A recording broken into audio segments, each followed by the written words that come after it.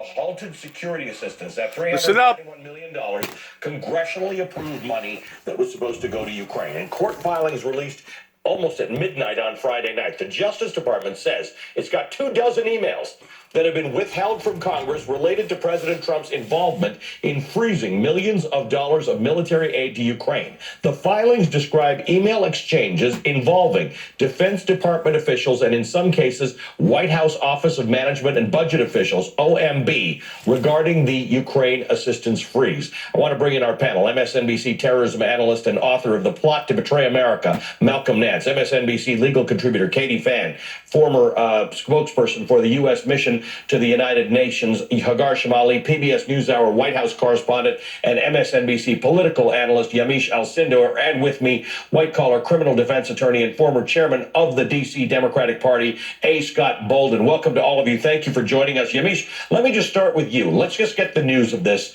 out here. The impeachment trial is all but over. They've decided they're not taking witnesses and documents. And yet what we have seen over the last 2 weeks is a drip of new information that most Americans, 75% of Americans in a new Quinnipiac poll, would have thought relevant for the senators to hear. And what this looks like is a document dump of new information that Americans would have liked the senators to hear in making their decision. That's right. What we've seen over the last few days and weeks is the fact that we know that there's more information out there that senators could possibly want to see in order to make their final decision on whether or not to remove President Trump. I mean, just the news about John Bolton's manuscript being released the way it's being released shows that there's someone who's really interested in reminding people that John Bolton has a lot of information. But Republican senators have made it very clear that they think Democrats should not get their way and that they should not be able to call any more witnesses or have any more documents. And what we're really seeing here is a crystallizing of the Republican Party saying, look, we don't like what President Trump does. And senators off the record or even on background will say, you know, I didn't like the way he handled himself on that call. But then on the record, and when it comes time to actually vote, they're with the president 100%. And part of that is because they see the legacy of the Republican Party as being tied to President Trump. Yeah. Two Republican senators decided to go the other way, Susan Collins and Mitt Romney. But Katie Fang, the bottom line here is not that there will be a lot of Americans upset that Donald Trump is going to be acquitted. He's going to be acquitted. We always thought he was going to be acquitted. That was inevitable. Yep. But the failure to conduct a trial as described by the Constitution, as interpreted 15 other times when there were impeachment trials, is what I think a lot of people are worried about. So to Yamisha's point about the future of the Democratic Party all being wrapped up with Donald Trump, there may be greater danger that these senators chose not to hold a fair trial. Yeah, and the reality is there are no rules. The Senate rules of impeachment just give you procedural guidance, but there's no substantive law. And so there's a lot of complaints that perhaps the House managers screwed this up by not pursuing court proceedings to get substantive law to guide perhaps future proceedings. But like you said, the reality is the acquittal was inevitable. So what do we do with it thereon? Right. I mean, you hear people like Lamar Alexander. He has these weak sauce statements that the conduct was inappropriate. And he says the American public needs to decide. But really, the ultimate audience is the American public, because you knew that the Senate GOPs, they were never going to vote against him. But this drip you talk about is huge. It's not just the emails, the 24 emails, which, by the way, also in the DOJ's own filing included a discussion of the fact that it had the president and the vice president's communications. It wasn't just OMB, but you also have Lev Parnas, Igor Fruman. You know, and I'm waiting for the John Bolton say anything John Cusack moment when he goes and he just stands there and says, I've got something to say. I know that's not going to happen. Well, I've invited him, as have many other journalists. I've offered to give him a ride. The lines are open, John Bolton. The lines are open. We will take you right now. Malcolm will yield his time if John Bolton comes on here to tell us what's going on. Hagar, you have worked in the part of government that deals with the money. And these emails, what we know, because we know about some of it from the House testimony, we knew emails existed because we know about something called the Impoundment Control Act of 1974, which basically says the president doesn't get to take money that the Congress has decided it's going to appropriate for a particular purpose and use it for a different purpose. So as soon as that phone call went from the Office of Management and Budget to the Defense Department, say, put a hold on this $391 million, all sorts of career people started saying, I'm not sure if we're actually allowed to do this. And there's some speculation, we don't know exactly what's in these emails, but there's some speculation that it might be correspondence about, is this legal? How do we make this legal? How do we hold this money? Right. Well, and if the White House wants to exonerate itself, then it would release these emails ostensibly, right? They would say that, we have nothing to hide, we did nothing wrong, as they've been saying this whole time, and release these emails to the public. At the end of the day, that's why you have all of these, everybody who went and testified, everyone who said Fiona Hill and Colonel Vindman and the list of them, that was the issue they had. And a lot of those and certainly the whistleblower as well, right? But John Bolton too.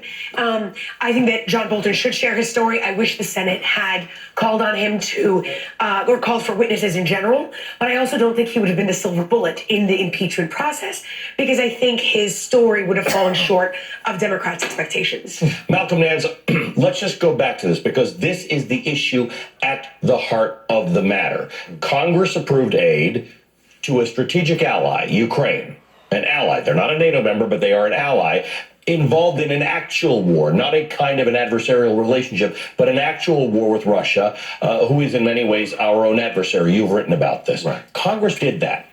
The president decided not to do that. And I think in all of the Donald Trump is a guy who's not particularly honest discussion, we have missed the fact that there is a national security component. And these emails may shed light on that. That the Office of Management and Budget, which is a tool of the White House, and the White House may have done something that compromised the national security of an ally and hence our national security. And, there are Republican senators who are saying today that they can't see where national security was compromised. They don't understand precisely what the situation was. President Trump eventually released that money. The point is, when we say the national security of the United States, it is not a specific point or a specific star in the constellation. It's the universe in which the security of America exists. Russia is a strategic near-peer adversary, a poor one that's essentially a trailer park with atomic bombs, as I like to say, and a gas station with atomic bombs. But as a strategic adversary, they have now leveraged the greatest tool and our greatest strength as our greatest weakness, and that's freedom of speech. And they've learned that disinformation now is far more powerful than atomic bombs in destroying the United States, to the point where they have United States senators and the president of the United States actually using Russian intelligence talking points as their way of breaking the democracy. fact that you listen to this, how dangerous that this is. And of course, Senate, the way the Senate voted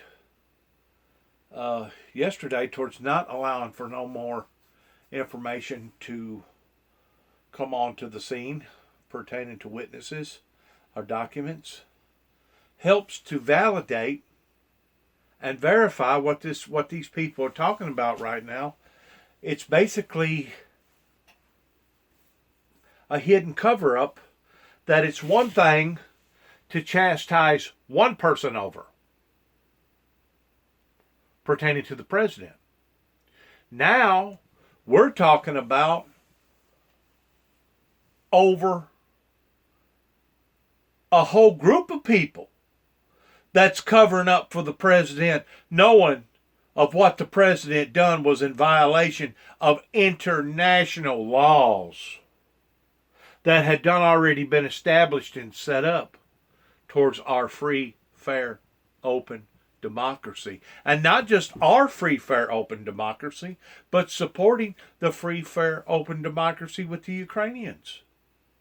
So now it has gone from one person, and possibly the vice president, and possibly 2 or 3 others that was in that circle. Now the circle has widened. Now the net has suddenly gotten even bigger towards who's involved in trying to hush this sweetheart deal into play, to where we can hurry up and rush it in front of the American people. That way maybe the American people won't take notice. Maybe the American people won't catch what actually is and has occurred here. It is a travesty. And the thing about it is, the travesty that we're talking about is a high crimes treasonable travesty that now is not just one person, but what they're talking about is now involving the majority of the Senate, or those that didn't want this information to be advertised in front of the American people to begin with. The thing about it is, the genie's already out of the bottle. It's just a matter of time before we're going to find out who was all in a part of this towards trying to stop Ukrainian ally aid that had already been promised to the Ukrainians, who had stopped this aid the way that they're saying that it had been stopped, and what the purpose or the reason was in behind it. And whenever you get to talking about the propaganda machine, the Russia propaganda machine, what they're saying is true. That now Russia has caught on, they have gotten on board in using some of our own laws pertaining to the Constitution. And now they're basically using it against us towards having all these Russian sympathizers or ISIS sympathizers or jihad sympathizers or terrorist sympathizers. Now we're understanding that the fox, once more, is not at the gate, but he's inside the chicken coop, baby. And if he can, he's going to destroy every chicken in the coop. And I'm using that as an analogy that the fox represents the bad guys and the chickens represents the good guys. This is so heartbreaking. Whenever I seen all of this, it was just so devastating to think, my God, how arrogant, how stupid, how blind can the American people be to allow for something like this to basically have the wool pulled over the American people's eyes, right in the sly hands, right in front of us. Ukraine interfered in the U.S. election in 2016. Yeah, but it's an incredible form of asymmetric information judo when Russia attacks us. Verifiable. We literally have video of the guys logging into work, going on the computers and sending this out. Yeah. We know their social security numbers. And then they convince Russia, an ex-KGB officer convinces our president of the United States that Ukraine actually attacked us and Russia's innocent. And here the entire Republican Party has gone totally communist lover to the point where they will actually try to get Russia off. Amazing. Of the act that of violence that they did against the Constitution. Unbelievable. It's unbelievable. Hey, Scott Bolden, I have people asking me now. It's sickening. All along the way, there's been some remedy for this, right? There was, in theory, there was the Mueller report, and then in theory, there was this impeachment. What remedy is there? It is not like we held a fair trial and this is over. Every day there is more information that comes out.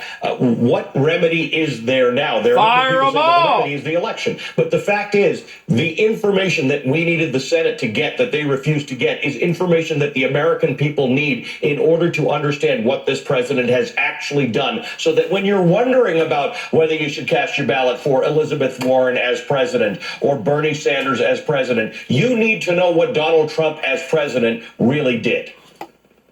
Yeah, I think there is a trial, though, another trial coming up. and that's the election. And you're right, those documents, those witnesses, as Adam Schiff said, it's going to come out. It's going to come out through Bolton's books. We have litigation going on in federal court where those documents that have been redacted, those 24 emails, are going to come out eventually. And the American people, but more important, the Democratic Party has to tell that story. It has to sell it, and it's got to inform the public. The GOP is going to make their case to their own voters, but the GOP has said this was inappropriate, but it wasn't impeachable. As much as we disagree on that, the reality is that what we're left with is the election, and we've got to go with that. The Dems got to do a real good job of selling it, and the courts have got to run through their review of executive privilege, and his tax returns are still out there. This is all information that I would say to the GOP senators who are in moderate districts or who are up for re-election, I would use it against them. I'd use it against Trump as all these documents and these witnesses come forth, even though the GOP and the Senate failed in their duty. Hagar, you've been nodding feverishly on this one. Yeah, because I completely agree that what the Democrats need to focus on is the election, and they can't get distracted by anything else. And there are going to be plenty of distractions from now until November. And you know, in 2016, they rested on their laurels, frankly, and they didn't fight hard enough in swing states, and they didn't talk to those in the U.S. Rust Belt who are feeling neglected, right? And they need to make sure not to make that mistake. Number one, and number two, they need, you know, this question of electability that the road warriors were talking about earlier. That's a real issue, and the fact that you have the two leading contenders in Iowa is between somebody quite extreme to the left and a centrist, I think is actually quite telling in general of what we're going to see for the primaries. I personally would worry that somebody too far to the left would end up isolating the center and the middle, which could, you know, adversely affect the election, but hard to know. Stay with me. Well, you know, picking the right candidate is super important. We had a flawed candidate in 2016. In 2020, they've got to get it right, and then they've got to pick someone who can take on Donald Trump at the base level. This is not a political excellency, if you will. This is someone who fights on the ground, if you will. This is someone who plays the dozens. The Democrats have got to get down and dirty, play the dozens with Donald Trump. He's a back alley brawler. That's exactly what Donald Trump is. He's a back alley fighter, a brawler, and there is no set of rules with a back alley brawler. That's exactly what Donald Trump is. He is a back alley brawler. And beat him at his own game. You got an idea, in your opinion, who that is? I don't think my candidate or the candidate that could do that made it out of the election. But whoever the nominee is, we've got to make them stronger in that regard. It's not a very sophisticated fight. This election is going to be a valued election. That the voters are going to be making a decision on their values. Do they believe in Donald Trump's values, or do they believe in American values that we've stood on for 200 plus years? And that's the decision that they're going to have to make. My goal, I hope, as a Democrat, is that America is better than Donald Trump, and where the GOP or the party of Trump is taking itself. And the voters have got to send a message loud and clear in that regard. I certainly hope that they choose America over Donald Trump and his extremism. Amen. Hey, Scott, I'm with you, but some days it makes me wonder. Thanks to all of you. Stay with me, please. We're going to continue this discussion. Well, that's right. Still to come. One new case of coronavirus in Boston. Another patient in New York City being tested for the illness. What we know about the illness that has prompted a public health emergency.